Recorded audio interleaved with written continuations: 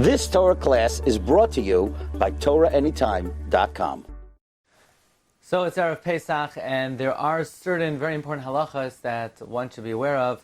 Erev Pesach, the Mechaber tells us in Siman Tav Samach Ches, if Aleph based on the Gemara, that anyone who does malacha on Erev Pesach from Chatzos and on, they would put them in Cherem. Hayu Meshamtim Oisai. What's the reason for the restriction of doing malacha on Erev Pesach after Chatzos? Well, the Mishnah Berurah brings down from the Magen Avram, it was the time of the Shechita of the Karban Pesach. Every Jew is chayiv in Shechitas Karban Pesach, and when a person brings a Karban, it is considered a Yom Tov for them. Similar to what the Magen Avram says, that we don't say Tachna in the first 12 days of Nisan, because the Nesiim were Mechanech the Mizbeach. Likewise, from Chatzos and on, the Zman Shechitas Karban Pesach is a Yom Tov for all of Klal Yisrael, and therefore we don't do Malacha. So one would then say that Bisman Azad, that there's no Karban Pesach, it would certainly not be a Doiraisa, it would only be an Isser D'Rabbanan. But even Bisman Shebeis Hamikdash Hayakayam, we'll see, it may have only been an Isser D'Rabbanan.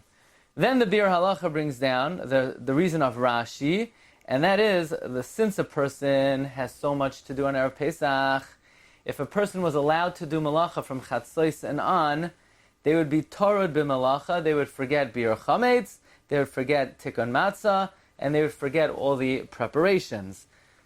And there's a third reason, a very interesting reason that the Pnei Yeshua says in Masechet Pesachim Daf Nun, says the Pnei Yeshua, v'lulei she'eni kedai, he would have said that actually if you wanted to know what is the Yom Tov of Pesach, the Yom Tov of Pesach is Erev Pesach after Chatzos. That's the Yom Tov of Pesach. Because nowhere in the Chumash is what we call Pesach, called Pesach, it's called Chag HaMatzos. And in Parshas Emor, when it talks about all the Yomim Tovim, it says, Uvachodesh Harishon, Ba'abas Yom, Vachodesh Bein Harabayim, Pesach Lashem. That means the Chumash refers to Erev Pesach after Chatzos as the Yom Tiv of Pesach. The reason you can't do Malacha is because it's Pesach. It's Pesach then. Tonight is not Pesach, tonight is Chag HaMatzos. Now, says the Pnei Yeshua, it's not going to be more chomer than Chol HaMoed, but at the very least, there would be an Isser to do Malacha on Erev Pesach, either Midoraisa or Midrabanan. So what's the nafkamina between these reasons? One nafkamina would be if Erev Pesach falls out on Shabbos. According to the first reason, if Erev Pesach comes out on Shabbos, are you allowed to do Malacha Erev Shabbos? Erev Shabbos is not Erev Pesach, it's the day before Erev Pesach. According to the first reason, that it's the time of the Shechita of the Karban Pesach, well, if Erev Pesach came out on Shabbos, we would shech the Karban Pesach on Shabbos. So Erev Shabbos, there would be no reason to have an Isser Malacha.